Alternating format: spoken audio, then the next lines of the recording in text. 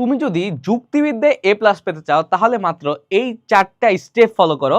আশা করা যায় তোমার যুক্তিবিদ্যা যত দুর্বলতা আছে সব শেষ হয়ে যাবে এবং তোমার এ প্লাস পাওয়াটা খুবই স্মুথ হয়ে যাবে। এই 4টা জিনিস কি? দেখো ভাই, যুক্তিবিদ্যা এমন একটা জিনিস তুমি শুধু মুখস্থ করলে হবে না, তোমার কিছু কিছু জিনিস মুখস্থ করা লাগবে আর কিছু কিছু জিনিস বুঝে পড়া লাগবে। এটা অনেকটা ম্যাথের মতো। যেমন ম্যাথের সূত্র সূত্র আমার মুখস্থ করা লাগে, কিন্তু ম্যাথ কিন্তু চাইলে আমি মুখস্থ করতে পারবো না। এই সূত্রের উপরে ভিত্তি করে আমি কিন্তু সকল কিছু অ্যান্সার করতে পারবো।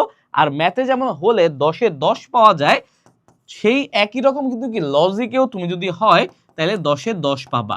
সুতরাং লজিক এমন একটা বিষয়, হলে নাম্বার, না হলে কিন্তু কি জিরো। একটা সেন্সিটিভ একটা বিষয়, কিন্তু লজিক কিন্তু বুঝে পড়লে খুবই সহজ। সবার আগে তোমরা যেই ভুলটা করো, তোমরা হচ্ছে মুখস্থ করো। ভাই সবকিছু মুখস্থ করা যাবে না, বুঝে পড়া লাগবে। একদম লজিক ইন ডিটেলস ক্লাসগুলো করা লাগবে। ইন ডিটেলস ক্লাস না করলে তুমি বুঝবা না। এখন তোমাদের সমস্যা কি, মানবিকের যারা আছো তোমরা ম্যাক্সিমামই হচ্ছে কলেজের ক্লাসগুলো স্কিপ করো। তোমাদের বাসায় যে টিচার আছে দেখা যায় তারা বাংলা, ইংলিশ, আইসিটি ঘুরে ফিরে এগুলোই পড়ায়, আলাদা করে কোচিং করো না। এই কারণে লজিকের যে মেইন বেসিক আছে, কনসেপ্ট আছে, সেগুলোই তোমাদের কাছে ক্লিয়ার থাকে না। এর ফলে আস্তে আস্তে আস্তে আস্তে যতই তোমরা সামনের দিকে যাও তোমরা পিছিয়ে পড়ো, তোমাদের পড়াগুলো জমে যায়। সুতরাং সবার আগে তোমার কনসেপ্ট ক্লিয়ার করা লাগবে। কিভাবে কনসেপ্ট ক্লিয়ার করা লাগবে আমি সিম্পলি বলে দেই। তোমার যদি কোনো টিচার থাকে ওকে ফাইন, আর যদি টিচার না থাকে সিম্পলি আমাদের একাডেমিক টু অ্যাডমিশন কোর্সে চলে যাও। এটার সুবিধাকে আমি বারবার বলি যে এইখানে আমাদের বাংলা, ইংলিশ, আইসিটি সহ মানবিকের সকল বিষয়ের উপরে প্রথম পত্র এবং দ্বিতীয় পত্রের ইন ডিটেলস ক্লাস আছে। 800-এরও বেশি ক্লাস আছে। এছাড়াও যারা এখন থেকে অ্যাডমিশনের প্রিপারেশন নিতে চাচ্ছ, তোমাদের বাংলা, ইংলিশ এবং সাধারণ জ্ঞানের উপরে অ্যাডমিশন ক্লাস দেওয়া আছে, কোশ্চেন ব্যাংক সলভিং ক্লাস দেওয়া আছে। তার পাশাপাশি এইখানে তোমাদের জন্য আরও কি কি দেওয়া আছে, এইখানে দেওয়া আছে 225টিরও বেশি চ্যাপ্টারের দাগানো বই। দাগানো বই তো পড়লে তোমার কি হবে, তোমার যে ইম্পর্টেন্ট লাইনগুলো পড়া হয়ে যাচ্ছে, এমসিকিউ, সিকিউ, ক নাম্বার প্রশ্ন, খ নাম্বার প্রশ্ন, এগুলো সব হয়ে যাচ্ছে। তার পাশাপাশি তোমাদের এইখানে আছে 120টা এক্সাম, 120টারও বেশি এক্সাম। এখানে তোমার বাংলা, ইংলিশ, আইসিটি সহ মানবিকের যে গ্রুপ সাবজেক্ট আছে, গ্রুপ সাবজেক্টগুলোর উপর এক্সাম আছে।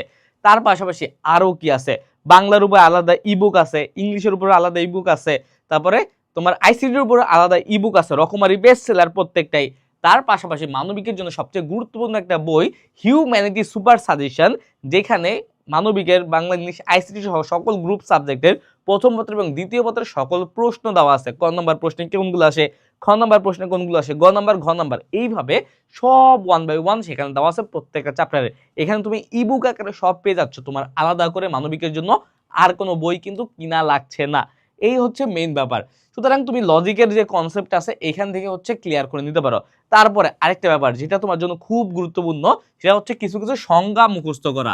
এই সংজ্ঞাগুলোর মধ্যে যেমন যুক্তিবিদ্যা কাকে বলে, আবরোহ, হ্যাঁ আবরোহ অনুমান, তারপর অনুমানের যে সংজ্ঞাগুলো আছে, আরোহ অনুমান, তারপরে আরো যেইগুলো আছে তোমার সংযোজক কোনগুলো, উদ্দেশ্য, বিধেয়, এই প্রত্যেকটা ব্যাপার তোমার আত্মস্থ করা লাগবে। কারণ হচ্ছে তুমি যদি উদ্দেশ্য কোনটা এটা যদি নাই জানো, এটা কি তুমি পারবা কখনো, বুঝবা কখনো পারবা?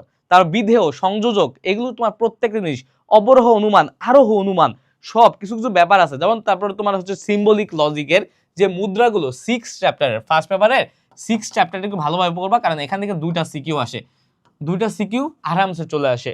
কিন্তু এই যে সিম্বলিক লজিক তুমি যতই ভালো পারো না কেন, যদি না বুঝে পড়ো তোমার মনে থাকবে না। তোমার এটা বুঝে বুঝে মুদ্রাগুলো সূত্রের মতো ধরে ধরে পড়া লাগবে। যখন তুমি সূত্রের মতো করে পড়বা তখন দেখবে কি যে প্রশ্ন দেখলেই তুমি বলতে পারবা। আর সবচেয়ে মজার ব্যাপার হচ্ছে এখানে খাতা ভরে লেখার কিছু নাই, জাস্ট কয়েকটা লাইনে তুমি যদি অ্যান্সার করে দাও ম্যাথের মতো তাইলেই হয়ে যাচ্ছে। সর্বশেষ যখন কনসেপ্ট ক্লিয়ার হয়ে যাবে, তারপর গুরুত্বপূর্ণ সংজ্ঞাগুলো পড়া হয়ে যাবে, উদাহরণগুলো মাথায় রাখবা যে সার্বিক থেকে বিশেষে গেলে কোন অনুমান, বিশেষ থেকে সার্বিকে গেলে কোন অনুমান, দু একটা উদাহরণ মাথায় সবসময় সেট করে রাখবা। মুখস্থ উদাহরণ থাকলে কি হবে, তোমার কাছে অ্যান্সার করাটা, তারপর উদ্দীপকের সাথে ম্যাচ করাটা সহজ হবে। এই সকল যখন সিম্বলিক লজিক পড়া হয়ে যাবে তখন তুমি বোর্ড কোশ্চেন সলভিং এ যাবা। বোর্ড কোশ্চেন সলভ করার সময় দেখবা তোমার কাছে অনেকটা ইজি মনে হচ্ছে। বোর্ড কোশ্চেন সলভ করার ক্ষেত্রে তুমি কিছু কিছু জায়গায় আটকে যাবা, যেখানে আটকে যাবা সেখানে তুমি আবার বোঝার চেষ্টা করবা কেন হয় নাই, তখন ওইটা সমাধান করবা। কোথাও যদি একদমই বুঝতে না পারো আমাদের কাছে প্রশ্ন জিজ্ঞেস করতে পারো, আমরা তোমাকে হেল্প করবো। সর্বশেষ আমাদের যে এই 120টারও বেশি এক্সাম আছে, এক্সামগুলো দিয়ে নিজেকে যাচাই করে নিতে পারো, এই সুযোগগুলো কিন্তু আছে। দেখো এ প্লাস পাওয়া কিন্তু বেশি কঠিন না, তুমি এই কয়েকটি স্টেপ ফলো করলে মানবিকের সকল বিষয়ে প্লাস পাওয়া একদম সহজ। তুমি যদি এগুলো ট্রাই করো 1 মাস, জাস্ট 1 মাস ট্রাই করে দেখো, এইচএসসি 26 27 দুইটাই আশা করা যায় তোমাদের আর কোনো সমস্যা হবে না।